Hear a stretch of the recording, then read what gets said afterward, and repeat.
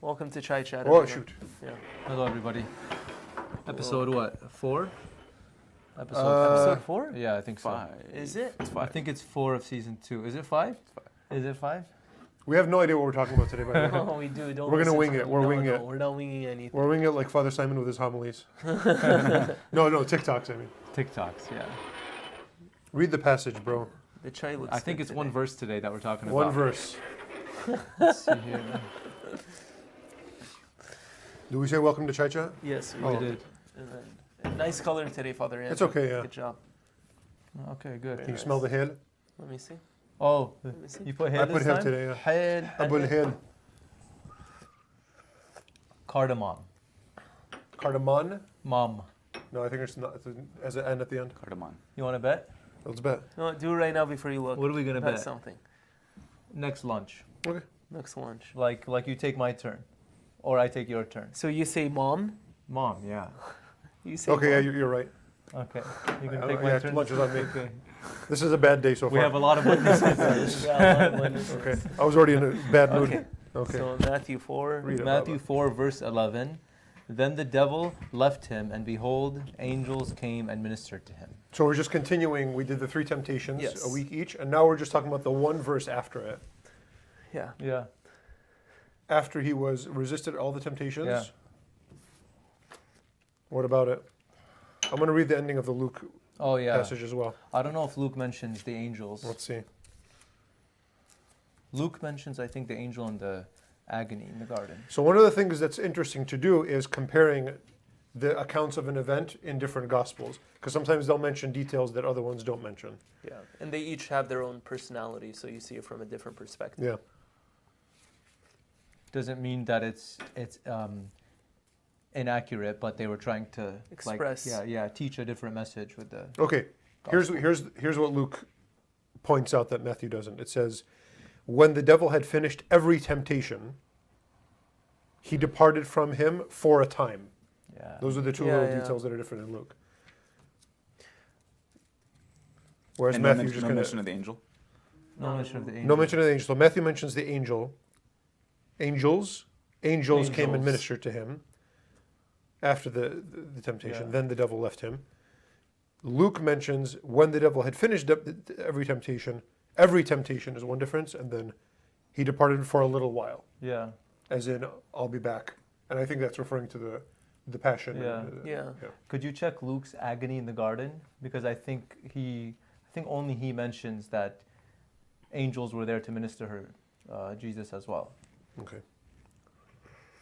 Do that, I'll look at Matthew. So what about the angels? Oh, I think. I mean, when I read it, I think of the empty tomb as well. You know, with the angels, Guarding the tomb. guarding the tomb and at the head of Christ and at the feet of Christ. You know, where he was buried, and I don't know. Even they do seem as being depicting a sort of consolation to Christ after enduring those temptations, and because why else would Matthew mention that? Like specifically mentions that angels came and ministered to him. You know? Consolation it's a good idea after he had gone through the battle of those moments, like in the desert and then in the agony. So angels are mentioned, I think, after he overcomes the devil at both. So now I'm in Matthew. Luke does not mention the 8 angels at the agony in the garden. Nor does, Are there angels mentioned in the agony? I think there are. Yeah. Which account? We didn't do our homework, by the way. I thought Luke. Did you check Matthew? Yeah, I didn't see it in Matthew. It might be in Mark. Maybe it's in Might be Mark. another one. In any case, what's the point that we're saying here is, Yeah. here's the point that I want to make, and I'm not sure what else you guys have to say about this. We ask for or sometimes request or want consolation. The word consolation just means a sort of moment of feeling good, a sort of good feeling. We ask for a consolation during our trials or our temptations. And sometimes in the middle of, oh God, please, like, just we sort of expect a kind of injection, an infusion of let's say, strength and or just sort of a moment of peace in the middle of the temptations. And sometimes that happens. Sometimes God can give us that when we turn to Him with like all our heart and we beg Him, please, Lord, take this temptation away or help me with this or strengthen me. We can get that sometimes, but sometimes not. And it looks like the pattern in the scripture is, it looks like the angels are going to Christ and ministering to Him, not during, but after the trial. So the trial really is, the opposite of consolation is called desolation. And it looks like He feels this, certainly when He's on the cross and during the time of the Passion. And the consolation is something that comes after the trial is done, after your victory. Now, what that means to me, it's kind of, during the time of trial, the action of God is within your own will and your own heart. So you don't feel it. You don't sort of feel the consolation while you're fighting because it's so deeply within you that there's not that could, because we feel, I mean, we sort of taste chai when it's not part of us. Once I swallow it and it's part of me, I don't taste it anymore. And I think God's grace in the moment of trial is so deeply within us that we don't feel it. Not that God has abandoned us, it's quite the opposite. And afterwards we sort of become aware, okay, now I feel better. But the feeling is not you. That's the thing that I think is really important. The way you feel, your mood, is not who you are. You know? And so God is sort of working within your very identity in the moments of trial.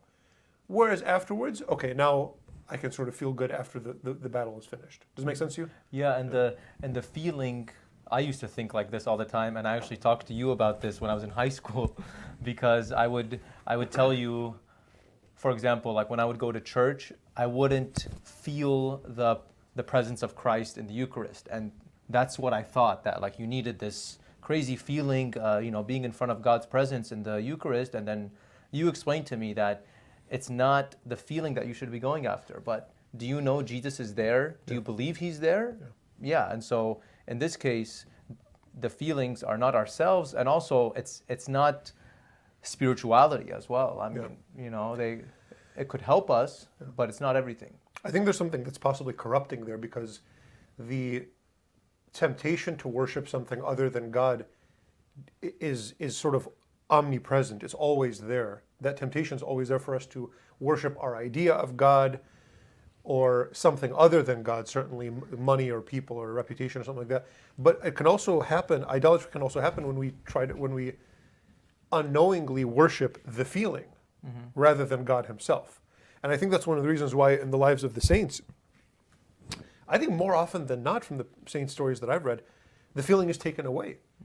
And like Mother Teresa for like decades and decades of her life just felt nothing when she prayed, but she didn't need it. You know, if feeling is a movement, I'll be a philosopher for a second. If a feeling is a movement of the sensitive appetite, that means it's a change. So you feel something when something's changed, but if you don't feel anything, that could mean, well, it's already there. The end result is already there. There doesn't have to be a movement because God is already present. And because He's already present, the emotion isn't going to activate, isn't going to happen. Anyway, that's different. Yeah. You know, just to kind of throw a wrench in this whole thing, but there's no real mention of consolation in the text. You know, so I mean, it just says that the angels minister to him. Yeah. I think we're assuming it's consolation. I think the agony in the garden passage, wherever it is, does mention they comforted him. I'm going to Google it. Google it, please. Well, and I mean, I guess comfort would also make sense with, so Matthew mentions right before the temptation that he was hungry too, and then he faced the temptations, and then right after the temptations, I mean, you would assume through his humanity, he would be overwhelmed, physically with the hunger, mentally. Yeah, I mean, the spiritual writers for sure, they talk about this kind of like give and take back and forth between desolation and consolation, right? Like St. Ignatius talks about that a lot. But what's the nature of that consolation? I mean, I think that's a good question to ask, because when we say consolation today, I think we speak more of sensual comfort, like when people say it feels like, good. Like it feels good. 14. Did you find it? I mean, it says Mark, but it has the whole passage there, so it must be Mark. Read it. No, I don't have the passage Oh, here. you know, Mark 14 what? Mark 4. It just has 32 to the 43. whole passage. Better be there. While they're looking, what are you saying? Yeah, Sorry. so I think sometimes we, like from a modern sense, consolation and comfort are kind of synonymous, which I don't think that's true spiritually speaking, you know? Yeah. Consolation is something other than mere comfort. Like when we go home after work or whatever and we comfort ourselves just by watching TV. This is not like the classical understanding of rest or relaxation or leisure. Leisure, yeah. So I think consolation has a deeper spiritual meaning in Catholic spirituality. Because leisure in the classical sense is a virtuous act, right? It's a virtuous act. It's activity of the mind, Yeah. especially, you know. I don't think that's the same as consolation, though. No, but I think No, there's an yeah. analogy to be made that Yeah. just that we've corrupted the word leisure or rest, and we've also, in a sense, Yeah. misused consolation. The passage ended up being in Luke. Oh, really? It says, Google was wrong. For what does that tell you? And to strengthen him, an angel from heaven appeared to him. He was in such agony and prayed so fervently that his sweat became like drops of blood falling on the ground. Strengthen him. So, but there's also this notion of of recreation, where after a kind of strenuous work, you feel tired. That's not the time. Leisure is a different kind of thing. There's also kind of recreation. And so consolation can be sort of seen as that of like, I'm going to do something sort of different. I'm going to talk to my friends. I'm going to go sort of play a game with in some way with people that I care about and laugh with them. That's a very important sort of aspect of humanity. Sometimes that's what we sort of want from, I want to sort of feel good like that all the time. But again, that's not really realistic. That's not really the way life works. If you just want to feel good all the time, that's going to get draining too. Yeah. I mean, even the Sabbath is 1 out of 7 days. Yeah. If it's 7 out of 7 days, you're partying and resting and chilling, and my gosh, there's something sort of lacking in that kind of life for a human being. Whereas, no, you work, but then again, if you're just working all the time and there's no rest at all, and there's no recreation and there's no consolation and friendship, well, that's unhuman as well. Mm-hmm. And the Sabbath command was never, I'm not aware, like, you must work for 6 days. The thing that God is commanding is you must rest for one of the 7. So our tendency is to, generally speaking, is to work too much. That's my tendency, to get to the point where you burn out and you just don't know how to recover anymore.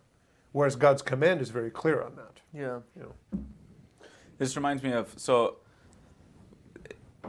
the kind of consolation or leisure or whatever you want to call it, or I guess in the Gospel of Luke it's more of a strengthening, mm-hmm. right? So it's like almost like an expanding, like you've overcome it, It reminds me of T.S. Eliot. T.S. Eliot wrote that poem, 4 Quartets, and his inspiration for that poem was Beethoven's late works, where he said that Beethoven's late compositions seemed as if it was written by somebody. They were written by somebody that had come through a life of deep suffering and have come through it and now have found a kind of peace, mm-hmm. And that he wanted to do the same thing in poems. So he wrote the 4 Quartets. Yeah, and that's after his conversion to Christianity and all that. But that's the point that he makes, right? It's that you're going through it, you're not going around it. You actually live through it, and then by living through it, then you come to this kind of peace. Yeah. And what's shown in the temptation passages is while you're going through it, it doesn't feel good. Yes, exactly. Yeah. So this is sort of the main message here. If you don't feel good someday, it's okay. That's part of life. You don't have to always be feeling joyful in it. And the thing I was saying a while ago, one of the ways that this can be really corrupting and misleading is when you don't feel good, oh my gosh, does that mean I don't have faith? Like somebody, the story you were mentioning, or does it mean that I'm far from God? I don't take joy in the gospel. Trying to force yourself to feel good is emotional manipulation. It's not spirituality. And I really think that there's a genre of spirituality that tries to do that, or at least a bad version of it. One of the ways they try to do it is through music. Praise and worship thing. Yeah. Again, there's something nice about it. I'm not saying that it's an evil thing in itself, but if it becomes, this is spirituality, and if you're not this, you're not spiritual, and if you don't like it, or if you're not into it, or if you sort of it's this sort of constant thing, this very sort of sweet emotional style of music. And if that's what you think you're supposed to feel like if you're close to God all the time, totally wrong. That's not at all what it sort of it doesn't feel like anything. It's you and God. So that's what, yeah, exactly. So I was thinking, I mean, the kind of image that I have, I guess, of the consolation that comes out of suffering is that there's a kind of quietness to it, a silence about it, you know? I mean, it can't be like this praise and worship stuff, which is fine, right, as a means to an end, but the end is like adoration. It's silent time, you know, silence between me and God, this kind of intuitive relationship between us that is known immediately by the mind and the heart and so on, and it's not cluttered by all these other things. But the feeling in the music can become addicting. It's kind of like a drug. And it's kind of like, it's kind of like if you're alcoholic or if you're if you're addicted to painkillers or something, and if you don't have them, you feel like something's off. No, that's your natural state. And sort of the peacefulness, once it's all gone, the intensity of emotion is kind of a Band-Aid covering up things that maybe you need to deal with. And you're not going through them if you're just sort of like avoiding it all the time. Yeah. Because silence does cause discomfort. Yeah. But It can, yeah. the reward is, I mean, much greater, right? Because when you're in silence, what you're able to do is, you know, have this contemplative attitude, and like you were saying, this you internalize this conversation between you and Christ, and you're able to actually think, you know, about your life and think about the things that are right in front of you, rather than, honestly, I could even see praise and worship being something that would cause someone to push any problems or anything. Yeah. They have a way. Pretend everything's fine. Pretend everything is fine. Put them By in a little feeling good, box, right? By feeling good. Yeah. Because It's a diversion. yeah, the issue is Who once. said that? Um, This is for my class. Let's see if he oh remembers. man, that was like It was a long time 6 ago. years ago, but You should know. Who knows? Aristotle. No. Pascal. Pascal. Pascal. Thank you. Okay. See, I'm a good teacher. Blaise Pascal was a French thinker in the Enlightenment who he has a lot to say about this. He calls it diversion when we use sort of external things to distract ourselves from sort of embracing and working through life as it is. And it is very uncomfortable. And if I'm going to sit there and like, gosh, remember and think about my mistakes and my flaws and all the bad things that have happened, all this nasty stuff, well, it's not going to, it hurts. But then again, if I just constantly avoid those things, then I'm never going to deal with them. Yeah.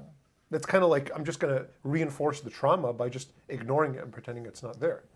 Yeah, I mean, like who is it? Teresa of Avila does it. John of the Cross. They talk about the three stages of the spiritual life. So like obviously like the end is what we were talking about. You know, like you work through it so that you can come to peace at the end. Yeah, but they call all the stages getting up to union with God dark nights. Yeah, or purgations. Purgations. You know, like it's like does that, right? Gergo does it. Teresa of Avila. I mean, I think he takes it from her. You know. Yeah. And the danger for a lot of people is that when they don't feel that, you know, they might stop actually praying and trying to get closer to God because they lost the feeling. And so same thing. I mean, I think the most problematic thing about all of this is when it comes to the sacraments. You know, if you don't feel good after leaving confession because the priest didn't, you know, say these nice things to you, or right after you receive, you. I don't know why you're looking at me. You're the one that's smart. Listen, you know. Everyone knows. You know. Guys, I'm so sorry that when people come to me for confession or something, all you're going to get is sacramental absolution. I'm so sorry to only give you the grace of God. All you're going to get is the life of the Holy Spirit. Exactly. I'm so sorry. You're not going to get my It's klawat. my fault, not yours. Listen. I just gave a retreat to the seminarians last week, and the last verse that we Hebrews talked 11? about, what is it? Hebrews 11. Hebrews 12, the last verse of it is, "For our God is a consuming fire." Yeah. A consuming fire, not a warming one. Yeah. He's a fire that burns. And what does he burn? He burns the chaff that's mentioned in the Gospels by John the Baptist. The chaff is the part of the wheat that isn't edible. That's what's burned by God. The part of us that's not nourishing and life-giving. God's Holy Spirit burns that away. You don't think that it hurts? Yeah. Especially the more you cling to it, the more it's going to hurt you. Yeah. And the pain that you sort of face by going through the tunnels and the bad things that are in your soul, by understanding them, the pain is there so that you can let it go, so that God can take it away. Without the pain, you're going to cling to it. And the alternate, if the alternate is, instead of facing the pain, I'm just going to find something else to cause me to feel good, you're really missing a lot of the spiritual life. And you're adding more to be burned away. And you're adding more to be burned away. Yeah, exactly. Yep. What do they call that? Putting a Band-Aid on a gunshot wound? Yeah. There you go. Really? Yeah. Nice, man. Thanks, Kincaid. Shout out to Dr. Kincaid. Dr. Kincaid is one of my friends is Yeah. their professor. I'll send him a link to this. Yeah, He send won't him a watch link. it. He doesn't care about You you. can't put lipstick on a pig, right? Should I keep going? No, please. Okay. He had all these sayings that were funny like this. And whatever. Throw So, the yeah. baby out with the bathwater. I never got that one. Don't throw the baby out. Yeah, with the I never got bathwater. that one. No, that's a really important one. Yeah? It means if there's something that's lousy, get rid of the lousy part, but don't, if there's something good sort of around it or near it, keep the good thing. Yeah. So no, you know what that means? It's like when people are saying like, oh, there's corruption in the church and, you know, there was this and that, all these bad things that happened. Okay, fine. Get rid of the bathwater, but don't Not get rid of the the whole baby. church. Yeah. Keep the church and the sacraments and Yeah, the grace yeah. of God that comes. Yeah. And try your best to clean out all the Yeah. other stuff, but don't leave the faith. It's like people are like, oh, this priest was mean to me or whatever, or this bad thing happened, therefore I'm going to leave the whole faith. You're throwing the baby out with the bathwater. Yeah. Nice. Especially if the emperor has no clothes, you know. Have you heard that one? Stop. Have you heard that one? Yes.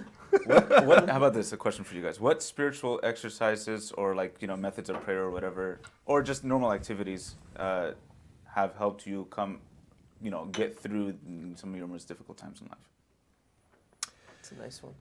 I think actual exercise, believe it or not. Yeah. Yeah. You know why? Physical exercise is not only helpful, but it's kind of a symbol of this because it hurts too. Yeah. And you get the benefit only through a kind of pain that you have to work through. Yeah. You know? And it's meant to hurt, but not in a damaging way. So there's a kind of purifying pain in that. So that's one thing that's helped me. I'll mention a spiritual one, which actually happened to me right after I went through my first experience of really living the faith and of the good feeling that it gave me. And then after I lost that, what I started to do was to read the Bible daily. And so developing that consistent habit and the encounter with the actual Word of God. So this is like the month after Emmaus. Yeah, pretty much. The post-Emmaus. Pretty much, Yeah. yeah. Returning And to so Jerusalem. Yeah. reading the Bible daily really helped me. What really helped me was a slow walking rosary, like being very, like making a point to not walk fast because you know working all day and you have all these things and whatever. So turning off my phone and walking at a very slow pace and praying the rosary just around the church parking lot or whatever. Rosary's helped me a lot too. Because Rosary has been huge for me. yeah. Yeah. Especially when it's at a nice and slow pace, at least for me, because my mind is constantly running, you know. So Mine has been just, I mean, this is kind of fundamental, but because I think most of the pain that we cause ourselves is when we try to avoid pain, right? So one of the most consoling things that I've ever done was in prayer, just kind of throwing my hands up in the air, just saying, you know what, whatever you want. yeah. I accept whatever you want, however painful it is going to be, whatever. And then kind of uniting that, you know, imagining myself with Jesus at the Garden of Gethsemane. Yeah. So That's exactly what he said, right? Not as I will, but as let you this will. cup Yeah. pass Yeah. from me. Yeah. Yeah, not my will, but your Yeah. will. Good. And then the angel came. Then and the ministered angel to him. came. Yeah. After that. They came to strengthen him. That's So what I mean, yeah, the agony strengthen says. him in what? In this act of obeying God's will. Yeah. But sometimes our pain is, and our prayer is, please God, don't take this away. Please Yeah, God, don't exactly. take this away. Yeah. Please Yeah. God, don't take this away. But what if He wants to take it away? Then the prayer is not as I will, but as you will. Yeah. The angel's going to come after you do that, Yeah, Yeah. yeah, yeah. not after you're done praying. Please don't take this away. And by the way, for me, I mean, I'm speaking very personal here, like, you know, on an experiential level. It was immediate for me, practically immediate. I mean, nothing changed exteriorly, and you don't expect that, you know. But there is this real deep inner consolation that comes with it, accepting the will of God for whatever Yeah. it is. Because the act of doing that is also the act of now I'm going to let God be my God, Yeah. and Yeah. not something else. Yeah. Yeah. Try it now. Yeah. Everyone pause After we talk about our purchases. after we do become worldly now. After all this stuff of letting go, we're going to talk about what we got. We're such bad examples to people. How was We were betting earlier. Oh yeah, that exactly. Oh, the priests are gambling. Yeah, was كل laser نقاشك tag, زال- guys? Okay, what? How was laser tag? Laser tag. Laser tag was a blast. Was fun. You actually did it? Oh, we did it. Yeah, Father you Simon. gotta Oh, thanks come, for inviting yeah. me. That's really nice of you. It Come was tonight. We're gonna amazing. do it tonight. Yeah, no, I'm not coming tonight. Exactly. Whoa, okay, you know what I did? You know what I got? The carpet that I bought that I talked about last week Oh, you got was it? way too big. Oh, really? I don't know why I thought like. Was so- it that big box that was there by the door all that time? No, that was something No. else. That was but that was kitty litter. Oh. We have a cat. Okay, no. So that carpet was so big that I just put it in my apartment, and then I ended up buying the right. So I bought the same. Mine is the same thing. It's the right size though. So it's Nice, going to come on man. Thursday. So now I'm apparently Nice. dealing in Persian rugs these days. I got nothing. Wow, you're so Nothing. humble. Yeah, last time I got that got- wallet thing. I got crowns for the first communion girls because we ran out, so I had Nice, to get man. like 25 more. Thank They're you. not for me, I promise. That's cute. I got nothing. Wow, you guys Wow, are so humble. man. I feel so What are we worldly. gonna do? I'm in desolation. Buy now. something right now. But the last time I was last week though was I bought it's actually kind of cool for Brother Sommer he's obsessed with Tolkien stuff. Mm-hmm. So he has Tolkien apparently, I didn't know this, has this book of illustrations that he drew for No his way. for his Nice. book. So like Lord of Nice. the Rings and stuff. So Nice. that was the last thing. The Lord of the Rings author. So you Have both, you- sorry. So Really? you both buy something right now for Garvin since he didn't buy Oh, anything yeah. else, right? Or the Garv, send link.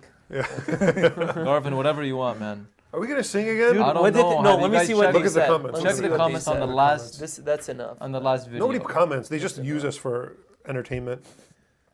Let me see. By the way, everybody's telling me to put this on podcast. I was saying that at the How very do you put it on beginning. podcast? We no, have no we idea. are. Go on YouTube and press a link. No, Press the I button. think they are getting uploaded. Oh, on like the podcasts. audio alone? Are they Garvin? Audio. Yeah. Could we talk about this after? Let's just They're talk not. about Okay, we're looking into it. Okay, I thought they were. We can- Okay, 5 comments. You guys have the best voices. You sound like angels. Please keep singing. Please keep singing. Can you talk about the Chaldean Mass? Okay, the That's singing a good is episode great. one time. Mariana Lazar, sorry if I said your last name wrong. The singing is great, she said. Dang it. Myrna Sabri said, these keep getting better. What should we sing this time? We have to sing now. Myrna Nissan is the one that said you have the best voices. I regret asking for Myrna's a in vote. the St. Michael's choir. I'm gonna sing right now, man. Saturday I'm gonna find the longest Anith exactly. It's gonna take a half an hour just to Baslo The whole next episode. It's just we Ramsha. should just do Ramsha, yeah. Okay, it's not Holy Week yet, so I don't want to do that. Let's see. Okay. We can make a chai chat podcast, by the way. Just that. Just take this and take the audio. Yeah. Yeah, I know. Yeah. I don't want to do more work, man. No, we're not gonna do work. Could we Garvin's fight gonna after? do work. Could we fight after? Okay, we got a thumbs up there. Can we all see this? Yeah, Should I yeah. get another manual book? It's Do you have another it's not a one? very common one. I don't have one. Do I know the melody? I'll start it. Right. Yeah, he knows this. What do you mean? Oh yeah, cool. But I need to. Yeah. رايد إسرائيل سثرايا طاود نوشاثا عاذور وباروقات كل دبر لنا أخصويانا بحث طلالة يمينا قبل بيرم ليلة سبواثا دبتودي ثم قروينا لك حول الرحمة وحنانا من بذق الزرع التيرا. Amen. Yalla, bye. I didn't drink my chai again. We're not gonna pour you Next some week. next time. Yeah, you don't deserve it. You don't deserve it. Cheers. Yeah, Listen. chug it down.